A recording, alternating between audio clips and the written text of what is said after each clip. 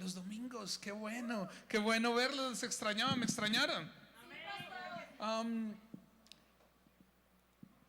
Yo no sé, pero todos en la época del colegio tuvimos una materia que nos causó un poco de dificultades, ¿no? Todos tuvimos esa materia que nos costaba aprobarla. Es más, algunos la repitieron hasta por 3 años consecutivos y no la lograron. Sí, algunos perdieron hasta 3 cursos, 3 grados del colegio por la misma materia y no la lograron. Y casi siempre estas materias, tanto en el colegio como en la universidad, detrás había un profesor que lo llamábamos, y no sé si todavía se llama así en esa época, cuchilla. ¿Y por qué lo llamábamos cuchilla? Porque le gustaba a uno rajarlo. Era como feliz haciendo que sus estudiantes perdieran. Yo me acuerdo que en mi universidad había un profesor muy famoso que cuando uno estaba llegando a los últimos semestres, todo el mundo le tenía miedo. Y la fama era que solo del 10 al 15% de los estudiantes del salón pasaban la materia. De resto los dejaba a todos. Y yo soy medio revolucionario de corazón. Y fui y me paré allá en la facultad y yo les dije: yo pienso que si más del 50% del salón está perdiendo la materia, no es problema de los estudiantes, sino problema del profesor. Pero el tipo era intocable, y nadie le podía hacer nada. Perdí la materia. Y me tocó hacer curso, y en el curso fui el mejor. Entonces la pasé. Pero todos vivimos esa época del colegio. A mí me costaba mucho la química. A mí lo que más me costaba era la química. La única química que yo entendía era cuando venía a caminar por el pasillo a la niña que me gustaba. Me acuerdo también que la materia que más reprobaban las chicas era educación física. Todas las chicas, no sé, pasaban 2 cosas o 3 cosas. Cuando teníamos los exámenes de los test físicos, las evaluaciones llegaban todas con una excusa médica. No sé si todas tenían papás médicos o se enfermaban la noche anterior, no sé, pero todas llegaban con excusa médica. Algunas decían: yo nací con un soplo en el corazón. Pero para otras cosas uno no las veía agitadas ni cansadas, ¿no? Y preciso el día que era el examen: no, profe, es que estoy en mis días. Y reprobaban. Habían unos que eran terribles con los números, a otros las matemáticas, el álgebra. Unos realmente hoy tienen que hacer un encuentro de sanidad interior y perdonar a Baldor.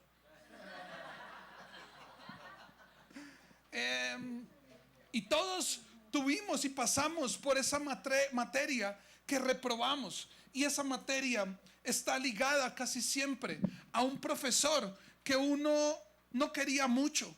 Un profesor que era ese profesor difícil, temerario, temido, que no tenía muy buen semblante. Y casi todos estos profesores tenían en su poder un lapicero rojo. Todos tenían un lapicero o un esfero rojo. Y este profesor se sienta con los exámenes de sus estudiantes, porque es su deleite, se sacia, es feliz, es totalmente pleno, colocando los exámenes de sus estudiantes y comenzando a buscar dónde se equivocó. Y saca su poderoso esfero rojo y comienza a colocar en un círculo grande la palabra que quedó mal escrita, sin ortografía. Comienza a colocar una X encima de las operaciones y los resultados que estaban mal. Colocaba flechas y colocaba anotaciones. ¿Es en serio esto? Los espacios que te faltaron por llenar, les escribe un signo de interrogación a todos, como diciendo: ¿y qué le pasó? Y se deleita escribiendo y llenando los exámenes de rojo. Le comienza a salir baba de la boca.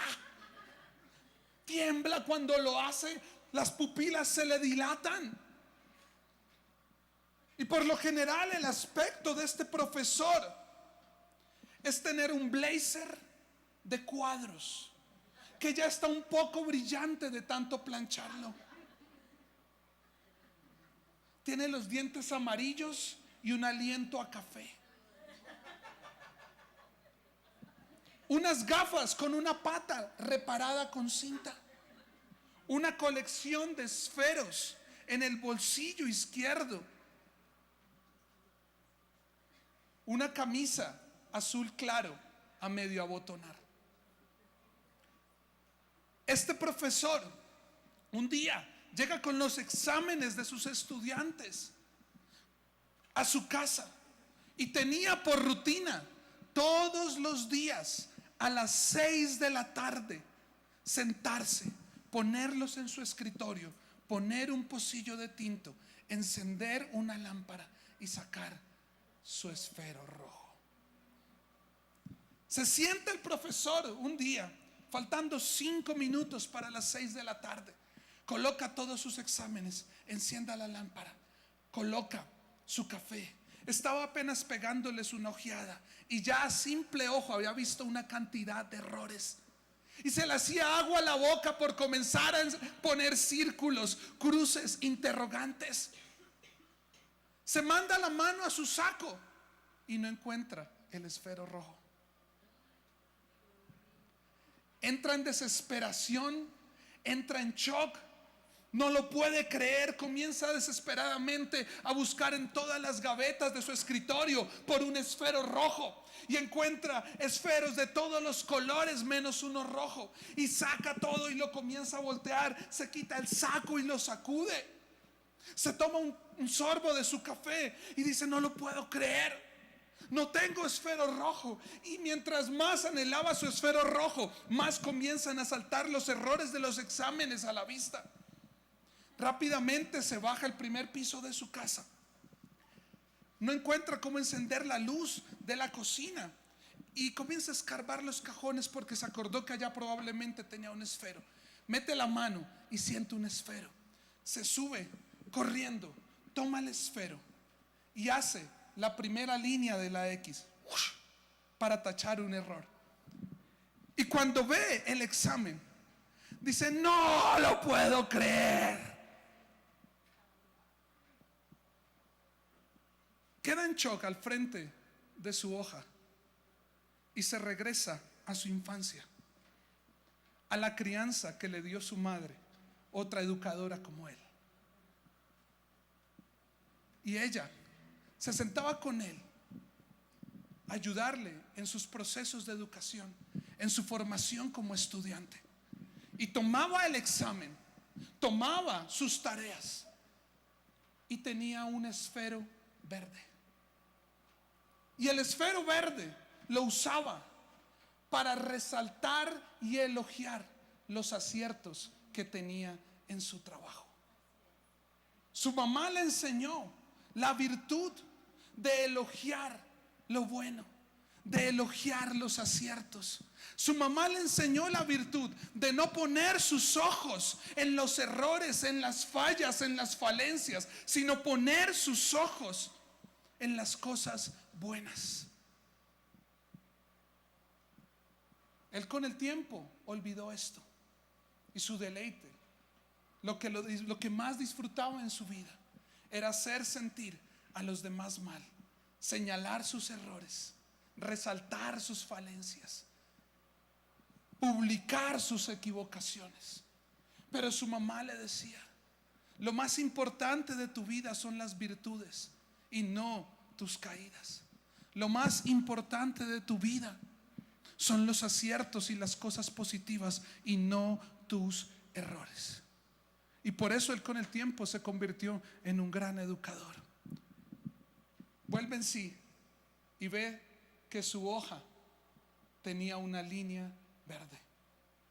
Y se acordó que sus estudiantes necesitaban conocer que también eran buenos en algo. Hoy vengo a decirte que estar afilado no tiene que ver con entrar en una jornada donde Dios te va a señalar, te va a culpar, te va a tachar y va a colocar en rojo y públicamente lo malo que eres. Estar afilado es permitirle a Dios que saque de ti tu mejor versión, que saque de ti todas tus virtudes, que saque de ti todos tus aciertos, que saque de ti esa persona de valor que tú eres. Porque a Dios no le interesa juzgarte ni culparte, a Dios le interesa bendecirte y transformarte, porque Él es tu Padre y quiere mostrarle al mundo un examen lleno de círculos rojos, no lleno de círculos rojos, lleno de círculos verdes.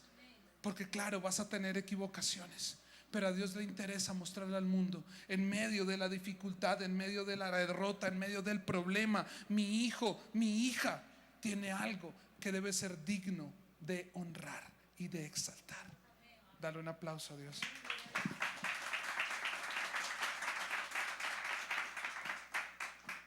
Vamos a abrir nuestras Biblias en Segunda de Reyes. Segunda de Reyes. El segundo libro de Reyes. El libro de Reyes habla de eso, de las historias de los reyes, de cómo arrebataban los reinos, de cómo heredaban los imperios, de cómo recibían la corona de sus batallas, de sus victorias, de sus derrotas. Pero estamos en nuestro ciclo afilados y vamos a seguir hablando del hacha. ¿Cómo está esa hacha? ¿La trajeron? Yo traje la mía. Aquí traje mi hacha. Y vamos a leer Segunda de Reyes, capítulo 6, versículos 1 al 7. ¿Abres tu Biblia? Qué bien. Estamos usando la Nueva Traducción Viviente.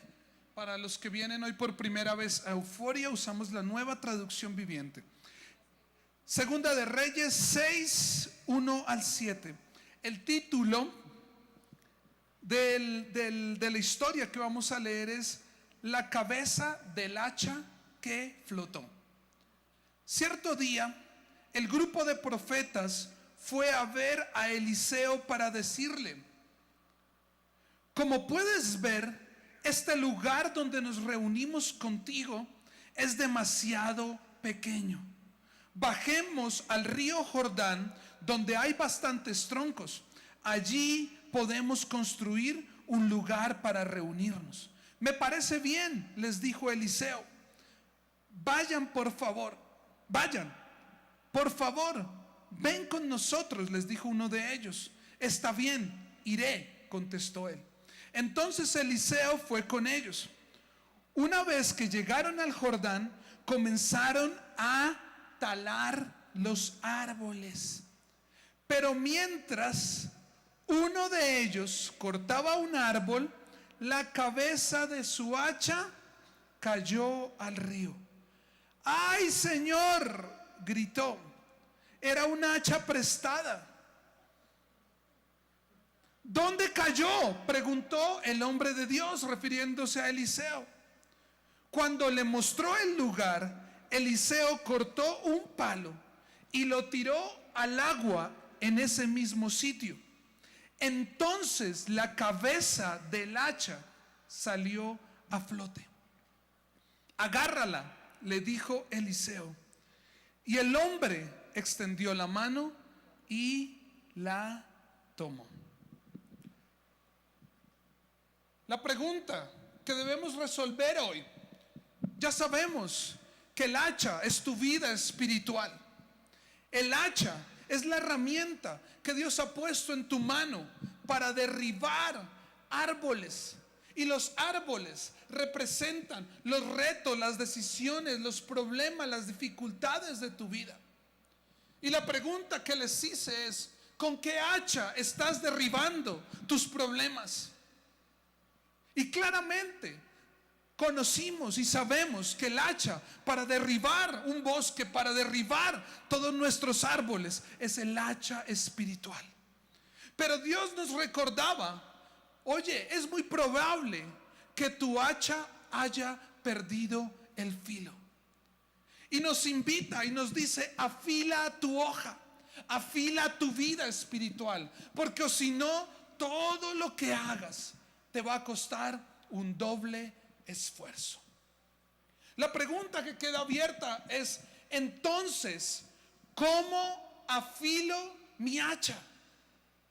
Dile al de al lado: ¿cómo afilo mi hacha? ¿Cómo afilo mi hacha? ¿Cómo afilo mi hacha? Te preguntas y te pregunta tu pastor, te pregunta tu iglesia. Y aquí te voy a dar una respuesta basada en el entendimiento de esta escritura, en analizar y comprender el libro de Reyes y esta historia tremenda. ¿Cómo afilar tu hacha? Primero, tu hacha se afila construyendo la iglesia. Di conmigo: mi hacha se afila construyendo la iglesia. En el versículo 1 y 2 del capítulo 6 de Reyes nos habla, y para ponerte en contexto, de una congregación o escuela de profetas. Eliseo era un profeta que, si lo quieres ver así, es equivalente como a un pastor, pero con otro don específico de Dios para su vida. Y él llegaba a los diferentes lugares y congregaba personas para enseñarles, para instruirlos, para mostrarles la palabra, para ayudarles a incentivar su vida espiritual, para guiarlos por el camino a Dios. Donde quiera que iba Eliseo, llegaban muchas personas allí con el anhelo de aprender de él, de conocer su instrucción, sus consejos, sus oraciones. Y lo que está pasando en este versículo 1 y 2 es que el lugar de congregación, el lugar que ellos habían construido para reunirse con Eliseo y recibir su instrucción, conocer de Dios, orar juntos, se les quedó chiquito. Ya no cabían. Eso es lo que está pasando acá. Esta escuela de profetas que hablaba acá, o esta iglesia, habla de una congregación de personas que querían lo que Eliseo tenía, que querían, a través de su enseñanza, descubrir su propósito y acercarse más a Dios. Acá quiero decirte algo: si tú ya llevas un tiempo con nosotros o vienes por primera vez, tú no eliges iglesia, tú eliges pastor. Tú no eliges una entidad, tú eliges una cobertura. Y esto era lo que las personas hacían. A donde iba su pastor, a donde iba su cobertura, decían: queremos estar allí. Y en especial este versículo habla de un grupo y se refiere a un grupo que eran los hijos de los profetas, es decir, personas ya mayores que tal vez no podían desplazarse, movilizarse al lugar donde iba a estar Eliseo, pero ellos enviaban a sus hijos para formarse. La importancia de que nuestras generaciones crezcan en una buena cobertura, bajo un buen pastorado y dentro de la iglesia. Y sabes, este punto tiene que ver literalmente con la iglesia y tu deseo de ser parte de ella y tu deseo de construirla. Si vemos en el versículo, los mayores interesados en que la iglesia creciera no era el profeta o el pastor, eran los discípulos o las ovejas. La idea no salió del pastor. El interés por crecer, por construir, por tener un mayor impacto, por estar en un mejor lugar, por tener algo más espacioso, por ser más relevantes, no era del pastor, sino era de las ovejas. Amén. Versículo 1 y 2, la idea sale de uno de los jóvenes, hijo de los profetas, y le dice: Eliseo, aquí ya no cabemos.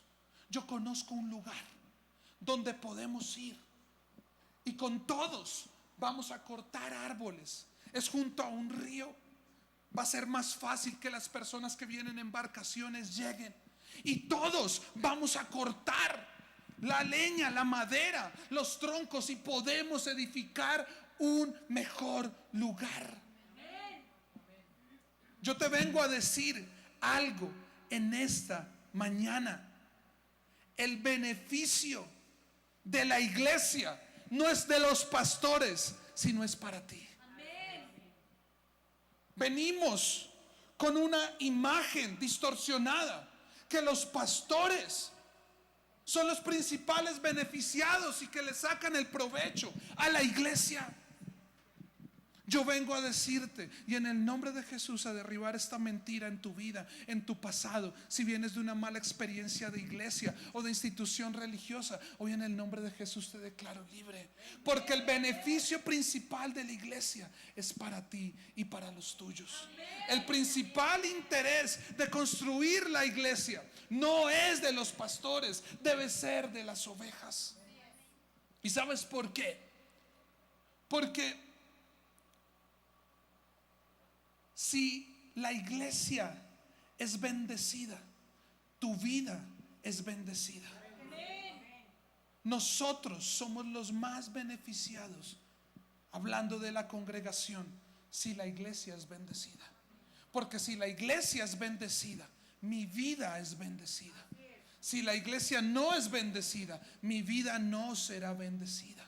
Pero además te digo algo: si la iglesia es bendecida, no solamente tu vida será bendecida, sino la de otros será bendecida. Porque cuando ellos trasladan su iglesia por motivación de la congregación, por motivación de los discípulos, de las ovejas, pensaron en cómo vamos a llegar a más personas. Si este lugar está siendo de bendición para tu vida, debes pensar: ¿cómo hago que este lugar sea de bendición para otras personas?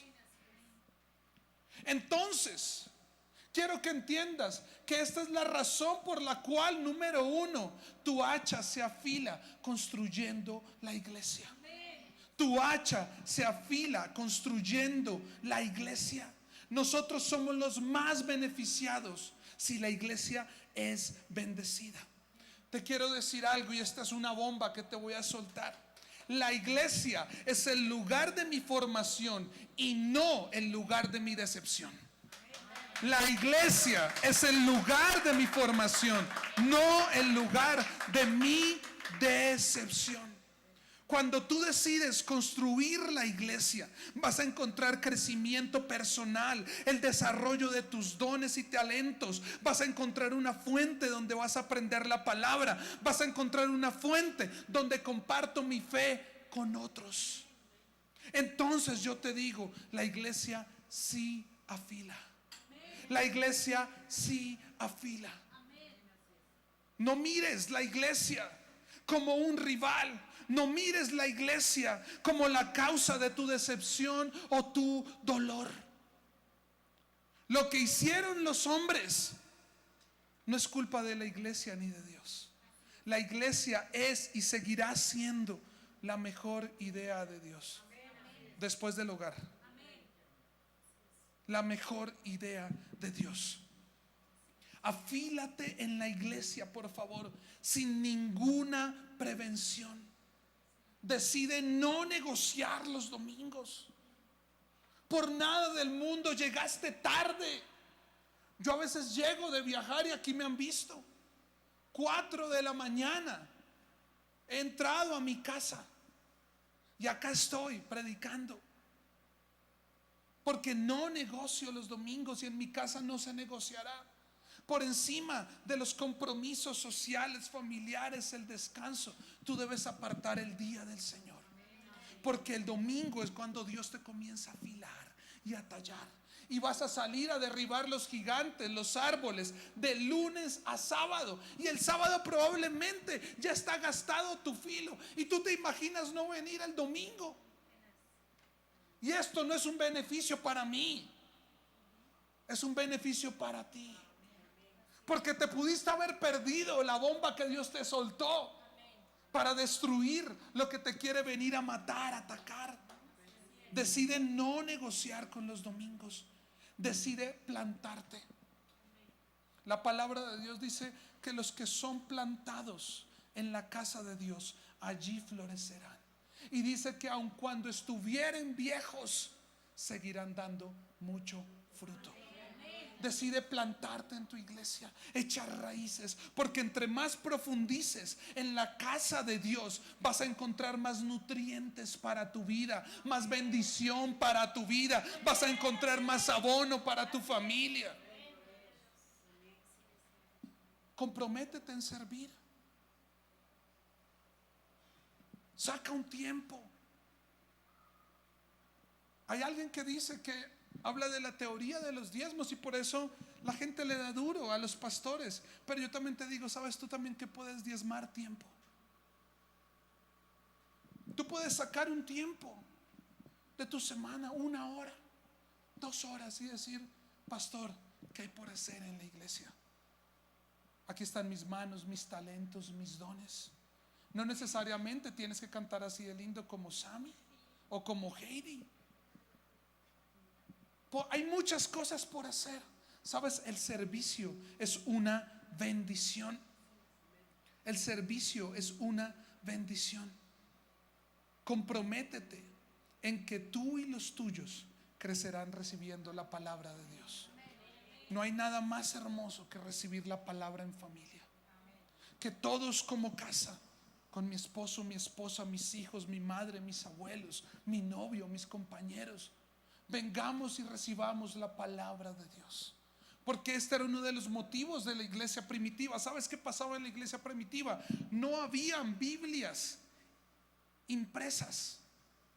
Entonces íbamos como familia a recibir la instrucción, la enseñanza de la palabra del pastor, y todos anotábamos. Y la orden era de Dios: regresen a casa y escriban en las paredes, en los postes, esta palabra para que no se les olvide. Y repítanla en familia, repítela a tus hijos antes de dormirse, cuando se levanten, cuando vayan a salir. Propongámonos también en este 2018 no afilar nuestra hacha individual, sino nuestra hacha grupal. Porque cuando lleguen las dificultades, una hacha levantada es poderosa, una hacha levantada. Pero tú te imaginas 4, 5 derribando lo mismo que quiere destruir tu vida, tu familia, que quiere destruir tu propósito. Afílate en la iglesia. ¿Están conmigo? Amén o ay, ay, ay. ¿Sabes? Yo soy un crédulo de lo que hace Dios, pero también soy un crédulo de lo que hace Dios a través de la iglesia. Y aquí hay personas, no lo veo, pero por ahí estaba Andresito, uno de los chicos que tocó al bajo. Él está conmigo y lo conozco y soy su pastor, su amigo desde que tiene 5 años. Ya tiene como 26, 27. Y he visto pasar por la vida de él y por muchos jóvenes los golpes de los bosques, los golpes de los árboles. Y les he permitido llorar, renegar, patalear, hacer berrinche. Pero les digo, una cosa no te negocia: no te apartes de la iglesia. Porque en mis momentos más difíciles, venir a la iglesia era mi deleite, venir a la iglesia era mi nutrición.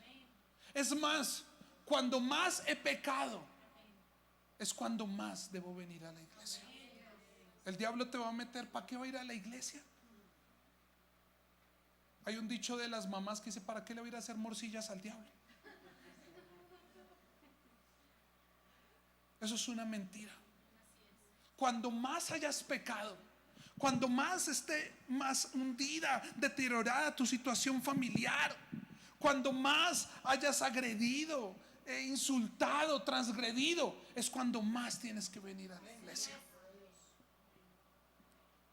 Sé que hay lugares que te han hecho perder el filo, y en nombre de la iglesia te pido perdón. En nombre de los pastores te pido perdón. Pero hoy quiero decirte que Dios te está dando un nuevo lugar. Un lugar de bendición, un pasto verde, donde vas a afilar tu hacha. Cierro con esta palabra, este punto. Si te ocupas de las cosas de Dios, Él se ocupará de las tuyas. Si te ocupas de las cosas de Dios, Él se ocupará de las tuyas. Segundo, tu hacha se afila leyendo la Biblia. Di conmigo, mi hacha se afila leyendo la Biblia. Dice, y esta es una analogía mía, que este joven comenzó a darle al árbol y de un momento a otro tenía un hacha que no solamente ya había perdido su filo, sino estaba a punto de destruirse. Sabes, muchas veces tu vida espiritual no solamente ha perdido el filo, sino está muriendo. Y en esta ocasión no solamente no le hizo ni cosquillas al árbol, sino la cabeza salió a volar y cayó en lo profundo de un río, ¿Y por qué esto tiene que ver con leer la Biblia?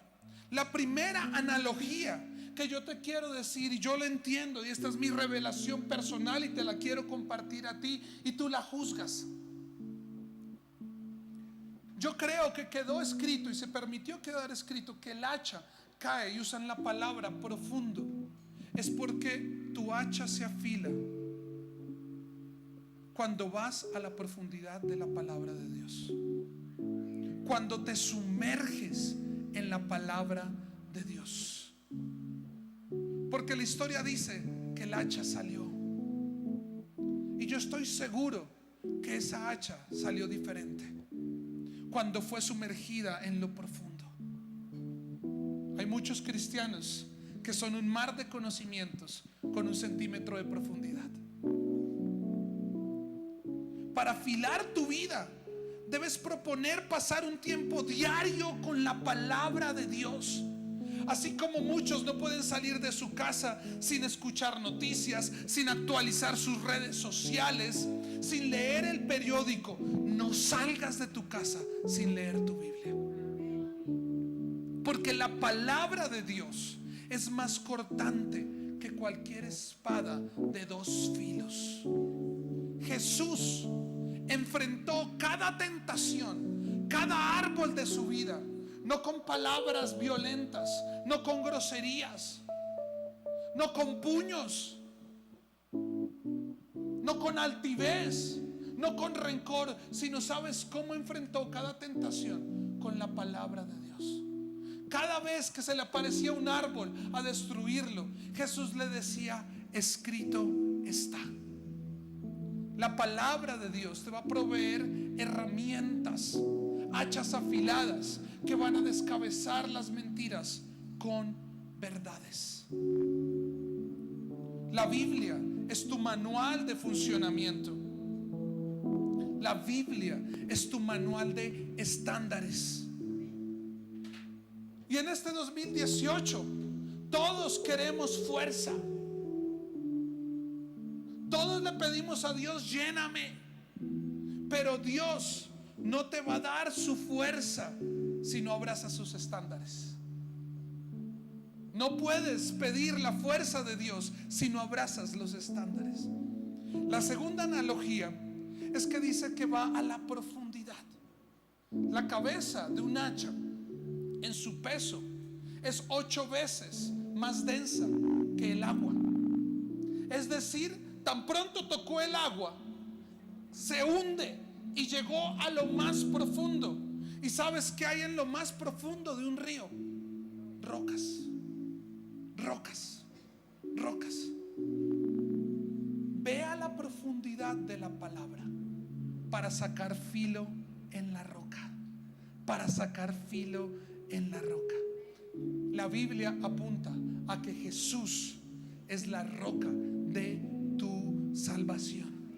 Entonces, lo que quiero decirte en esta mañana es que entre más tiempo pases con la palabra de Dios, más te vas a parecer a Jesús. Entre más tiempo pases afilándote en la roca a través de la palabra de Dios, más vas a ser como Jesús. Uno de mis músicos favoritos, una de las motivaciones, inspiraciones por las cuales yo hago música, se llama Dave Grohl. Y en una época de mi vida yo me quería parecer a él. No solamente tocaba como él, estudiaba toda su música, sino me dejé el pelo y la barba. Es más, mi esposa por ahí montó un meme, o existe algo ahí donde ella nos puso, porque yo quería hacer todo lo que él hacía con respecto a la música. Qué bueno que haya en este 2018 personas, hombres, mujeres, que queramos pasar tiempo pareciéndonos a Jesús. ¿Sabes?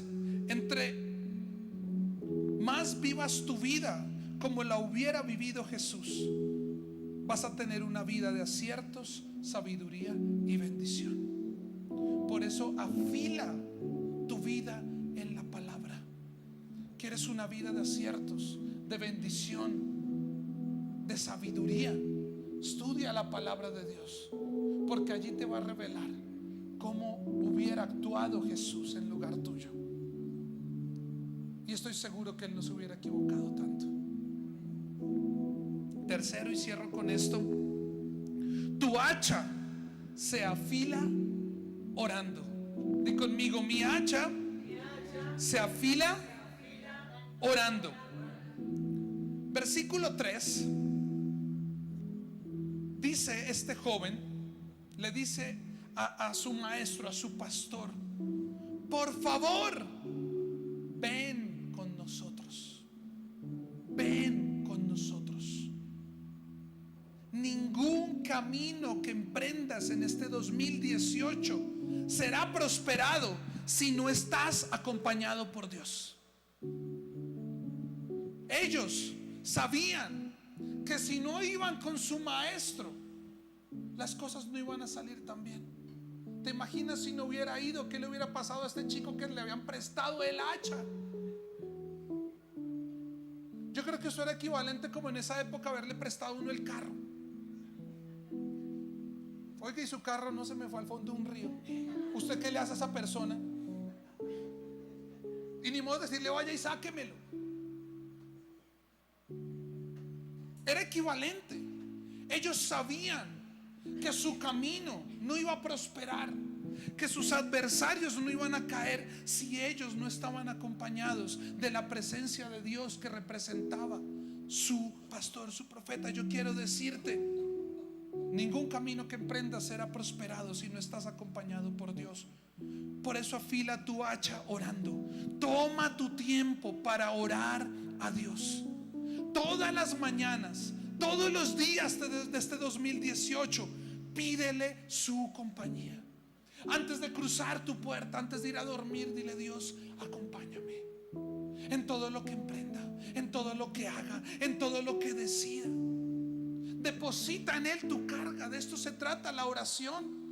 Dios, yo no quiero llevar más este peso, yo no quiero llevar más este dolor. En oración te lo entrego a ti. Aquí viene otra bomba.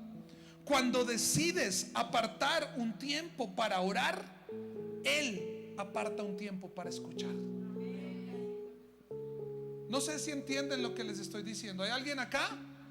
Cuando decides apartar un tiempo para orar, Él aparta un tiempo para escuchar. Versículo 5 se pone un poco más intenso. ¡Ay, Señor!, gritó. Una oración más fuerte se llama clamor, que tiene que ver con un grito de auxilio, con un grito de desesperación. ¿Cuál es el grito que hay en tu vida en este 2018? ¿Cuál es ese clamor que tú necesitas decirle: ay, Señor? El clamor de este joven es: el hacha se me fue para abajo y era prestada. ¿Cuál es tu clamor? ¿Cuál es tu grito? Tal vez es tu familia, tu economía, tu salud, tus estudios, tus sentimientos, tus decisiones. Afila tu hacha orando, pero afila tu hacha clamando. Clamar es levantar esa plegaria, ese grito: Señor, te necesito desesperadamente. Si tú no llegas, si tú no intervienes, me va a pasar algo, me voy a meter en problemas, no puedo más. No pienses que todas las noches: Padre nuestro que estás en los cielos, santificado. Cuando mi hijo se levanta asustado en medio de la noche, estamos a unos cuartos de distancia, pero yo lo oigo: ¡Papá! Y yo lo oigo. ¿Y sabes qué hace un padre bueno? No se hace loco. Yo quedo sentado encima de mi cama en un brinco, y en menos de 2 segundos ya estoy allá en su cuarto y le digo: tranquilo, aquí estoy. Cada vez que tú gritas a tu Padre, en menos de que lo que tú pienses, Él va a llegar a tu auxilio, Él va a llegar a tu bendición. Te pregunto: ¿estás afilando tu hacha en la oración, en el clamor? Pero ahora la pregunta es: ¿a quién le estás gritando? ¿A quién estás levantando tu clamor de auxilio? ¿Le estás gritando a tu jefe por tu auxilio? ¿Le estás gritando a un entorno por tu auxilio? ¿A un negocio por tu auxilio? ¿A una beca por tu auxilio? ¿O le estás gritando a tu Señor? La Biblia dice: clama a mí y yo te responderé, y haré cosas grandes y ocultas que tú no conoces. Clama a mí, grita a mí, pídeme a mí y yo te responderé. Y no solo te responderé, te dice Dios, sino haré cosas grandes y ocultas que tú no conoces. Dios está presente en lo que clamas, incluso en las cosas más insignificantes. ¿Quién iba a pensar que iba a quedar escrito que la cabeza de un hacha que se fue al fondo del mar a Dios le interesaba? No, si Dios está es para levantar muertos.